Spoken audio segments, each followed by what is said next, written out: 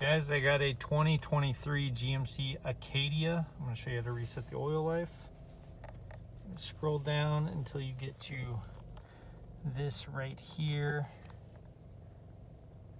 Press the right button, enter.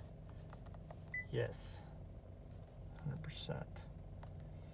And this is in the info screen right here. So you're going to go to the info screen and then scroll down until you get to that oil life. And then you can also get to air filter life. And yeah, that's how you get to it. Thanks for watching.